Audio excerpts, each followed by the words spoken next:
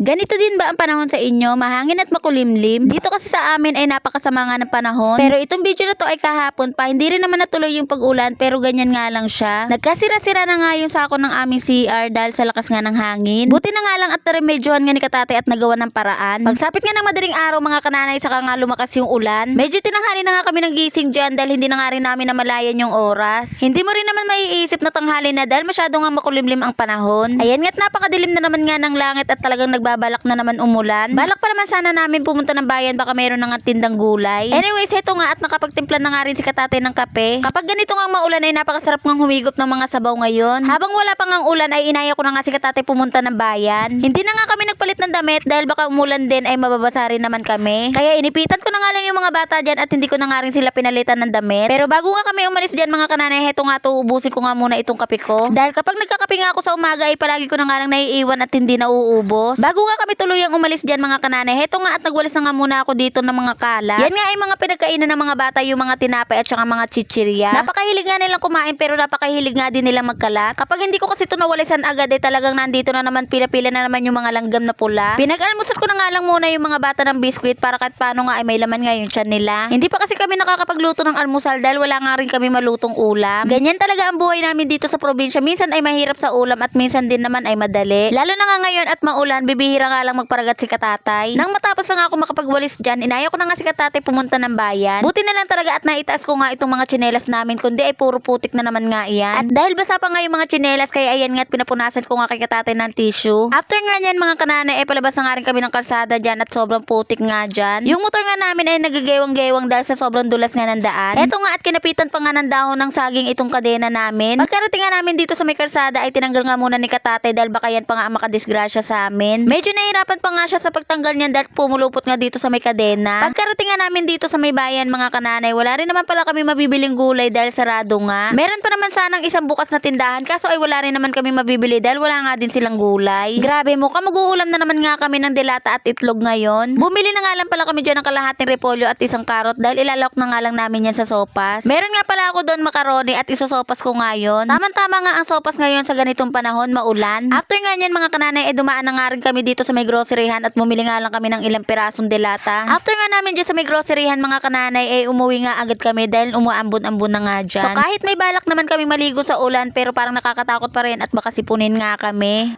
Pagka-uwi nga namin dito sa bahay mga kananay ay inintindi ko nga muna itong kaldero para ako nga ay makapagsalang ng sinaing. Kumakalam na rin kasi ang sikmura ko at talaga nagugutom na nga rin ako. Naghanap naman kami ng makakainan kaso nga ay puro sarado. Kakain nga sana kami ng lomi kaso ay hindi naman natuloy. Kaya dumiretso na nga lang kami ng uwi dito sa bahay para makapagluto na nga lang kami ng pagkain. Meron nga kami nabiling itlog na pula at yun na nga lang din ang uulamin namin. Pagkasalang ko nga ng sinaing mga kananay, inasikaso ko nga muna itong tiklupin ko dahil paniguradong masarap na naman nga maghilata maghapon. Baka kasi pag naghilata nga ako maghapon ay hindi ko na nga rin maasikaso tong tiklupin. After ko nga makapagtiklop ng mga damit mga kananay, heto nga at kakain na nga muna ako dyan. Nauna na nga kumain sila Katatay dahil pinauna ko na nga sila dahil ako nga ay nagtitiklop ng mga damit. Nagbukas nga lang pala ako ng isang itlog na pula at yan na nga lang din uulamin ko. Hindi ko na nga lang nilagyan ng kamatis itong itlog na pula dahil ako nga ay nagugutom na. Kaya ayan nga't nag-umpisa na nga akong kumain dyan at paspasan na nga rin yung aking pagsubo. Tara at kain tayo mga kananay. Thank you Lord sa blessing. O siya mga kananay, hanggang dito na lang muna. Salamat sa panonood.